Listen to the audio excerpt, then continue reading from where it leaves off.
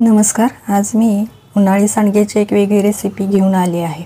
यासाठी मी येथे 1 वाटी हे सांडगे घेतलेले आहेत आणि याच्यामध्ये साधारण 1 ग्लासभर मी गरम पाणी घालून एक अर्धा तासासाठी हे भिजत ठेवत आहे.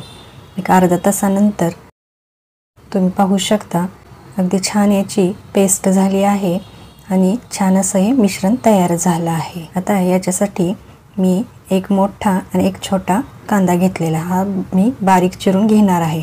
थोडासा कढीपत्ता, एक साधारण 1-1.5 चमचा कोथिंबीरचे देठ आणि 20-25 लसूण पाकळ्या या ठिकाणी घेतलेले आहेत.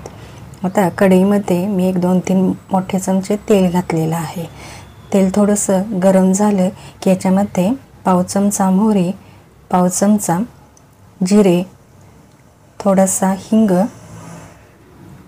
कढीपत्ता आणि आपण घेतलेले कांदे मी असे बारीक चिरून घेतलेला आहे तो या ठिकाणी मी घालत आहे. आता हा कांदा लवकर भाजला जावा याच्यासाठी मी या ठिकाणी मीठ घातलेलं आहे. मीठ घालताना आपल्या सांडग्यामध्येही मीठ असतं, याचा विचार करून तुम्ही चवीनुसार या ठिकाणी मीठ अंदाज घेऊन घाला. कांदा आपल्याला चांगला लालसर होईपर्यंत भाजून घ्यायचा आहे. आता हे थोडं भाजल्यानंतर याच्यामध्ये मी कोथिंबीरचे देठ आणि आपल्या लसूण पाकळ्या ठेचून घेतलेल्या आहेत ते या ठिकाणी घातलेले आहेत. आता हे आपल्याला छान वास येईपर्यंत भाजून घ्यायचं आहे. आता हे भाजल्यानंतर याच्यामध्ये मी पाव चमचा हळद, 1 चमचा लाल तिखट घातलेला आहे. या ठिकाणी लसणेबरोबर मी 1 हिरवी मिरची ठेचून घेतलेली आहे. आता हे 2 मिनिट परतल्यानंतर याच्यामध्ये आपण ही तयार केलेली सांडग्यांची पेस्ट घालून घेऊ किंवा हे पाणी घालून घेऊ. आता थोडीशी मी वरून याच्यामध्ये कोथिंबीर घालत आहे. आता आपल्याला हे असं पातळ असं हवं आहे, याच्यासाठी मी या ठिकाणी एक अर्धा ग्लास अजून पाणी वाढवत आहे.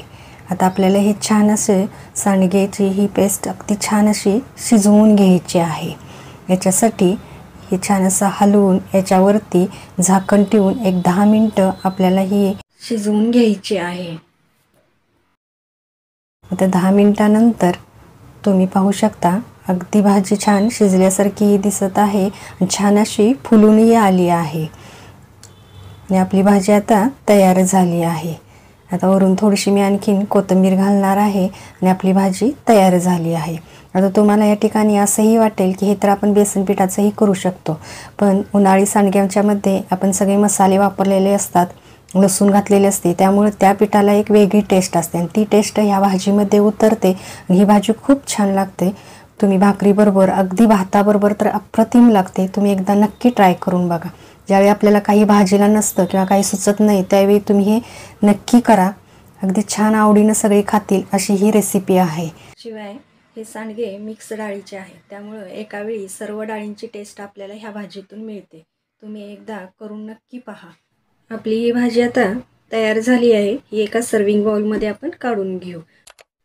तुम्हाला माझी ही रेसिपी कशी वाटली कमेंट करून नक्की सांगा. माझ्या चॅनेलला लाईक करा, सबस्क्राईब करा, आपल्या माणसांसोबत हा व्हिडिओ शेअर करा, बेल आयकॉनला क्लिक करा व माझ्या ह्या नवीन परिवाराचा भाग व्हा. धन्यवाद.